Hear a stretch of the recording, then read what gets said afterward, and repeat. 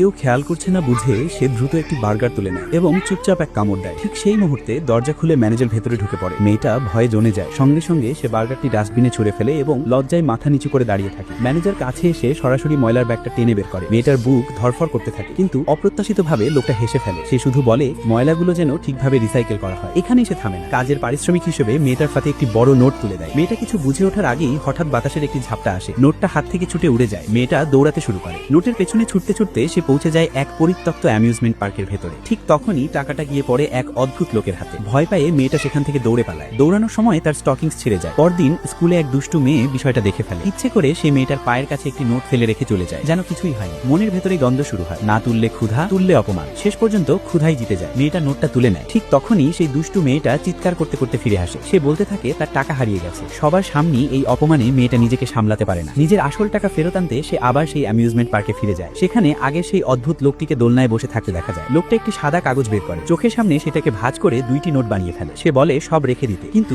সকালের ঘটনাগুলো তার মনে পড়ে যায়। মেয়েটা শুধু নিজের নোটটাই নেয়। চোখের পানি মুছতে মুছতে সে সেখান থেকে চলে যেতে থাকে। ঠিক তখন লোকটা পেছন থেকে ডাকে। মেয়েটা ভয়ে চোখ বন্ধ করে ফেলে। কিছুই ঘটে না। লোকটা নিচু হয়ে তার জুতোর ফিতা বেঁধে দেয়। মাথা তুলতেই দেখা যায় চারপাশে আকাশ ভরে গেছে সাবানের বুদবুদে। লোকটা হালকা হেসে বলে তার স্টকিংসের এই ছেঁড়া জায়গাটাও সুন্দর।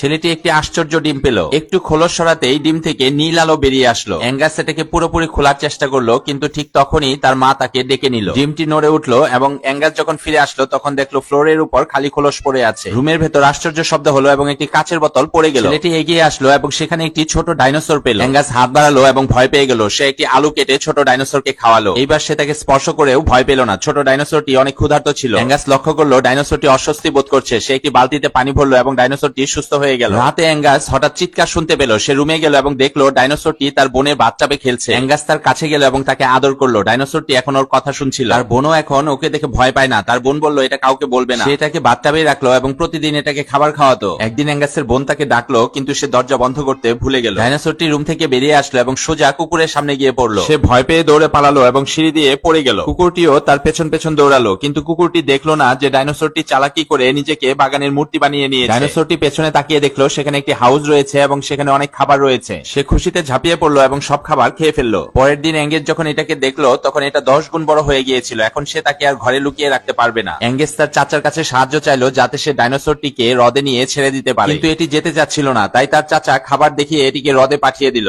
ডাইনোসরটি এমন একটি আওয়াজ করলো যেন বিদায় জানাচ্ছে। পরদিন যখন অ্যাঙ্গেস হ্রদে গেল তখন পানি থেকে এক বিশাল বড় জীব বের হলো, কিন্তু ছেলেটি ভয় পেল না, কারণ সে এখনো তার ভালো বন্ধু ছিল। অ্যাঙ্গাস লাফ দিয়ে ডাইনোসরের পিঠে উঠে পড়লো এবং দুজন এইসব শিশুদের মাথায় একটি করে ধাতব কলার পরানো থাকে।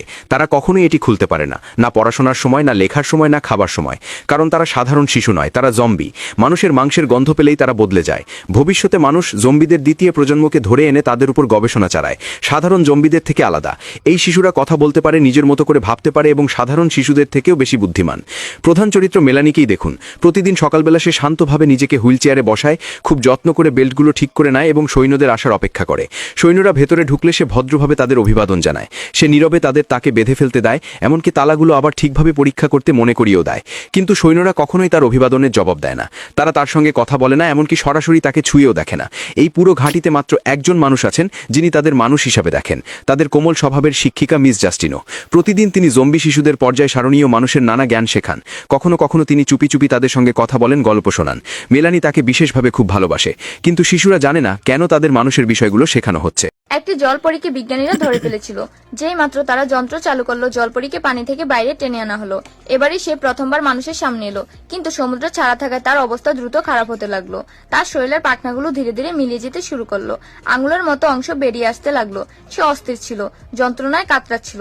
তার পিঠের মেরুদণ্ডে তীব্র ব্যথা হচ্ছিল, আর তার লম্বা 1 মিটার লেজটাও অদ্ভুতভাবে রূপান্তরিত হতে লাগলো। তবে জলপরীটি নিরাপদে ছিল, সে বেঁচে গেল। 2 দিন পর তার লেজ ধীরে ধীরে মানুষের পায়ে পরিণত হলো, আর একদিন সে পুরোপুরি মানুষ হয়ে গেল। তখন বিজ্ঞানীদের মাথায় এক ভয়ঙ্কর ধারণা এলো, জলপরীর ডিএনএ মানুষের ডিএনএর সঙ্গে মিশিয়ে দেওয়া। এরপর যা হওয়ার তাই হলো। কয়েকদিনের মধ্যে জলপরীর পেট ফুলতে শুরু করলো। মাত্র 3 দিনের মধ্যে তার শরীরে পরিবর্তন দেখা দিল। ডেলিভারির সময় যত কাছে আসতে লাগলো, মানুষজন তার সাহায্যের প্রস্তুতি নিতে শুরু করলো। তারপর জলপরীর তীব্র চিৎকারের সঙ্গে একটি শিশুর জন্ম হলো। জলপরী হাসিমুখে তাকে স্বাগত জানালো, কিন্তু কিছু একটা অস্বাভাবিক ছিল। শিশুটি না কাঁদলো না নড়াচড়া করলো, তার নরম ত্বকের খোসার মতো উঠতে লাগলো। জলপরি বুঝে গেল কিছু ঠিক নেই। সে শিশুটিকে কোলে নিয়ে সরাসরি সমুদ্রের দিকে দৌড়ালো। এক মুহূর্ত দেরি না করে গভীর জলে ঝাঁপ দিল। তীরে দাঁড়িয়ে থাকা শিশুটির জৈবিক বাবা কিছুই করতে পারল না, শুধু তাকিয়ে রইল। পানিতে পড়তে জলপরির তীব্র চিৎকার প্রতিধ্বনিত হলো। সে ছটফট করছিল। তারপর হঠাৎ পানির উপর একটা লেজ ভেসে উঠল। জলপরি আর তার সন্তান দুজনে আবার সমুদ্রের প্রাণীতে পরিণত হয়েছিল। এখন সে একজন মা, আর সে গর্বিত। তার সন্তান এখন সমুদ্রে সাঁতার কাটছে। সে মানুষদের মতো জন্ম নিল, তার আসল ঘর তো সমুদ্রই ছিল। তো এরপর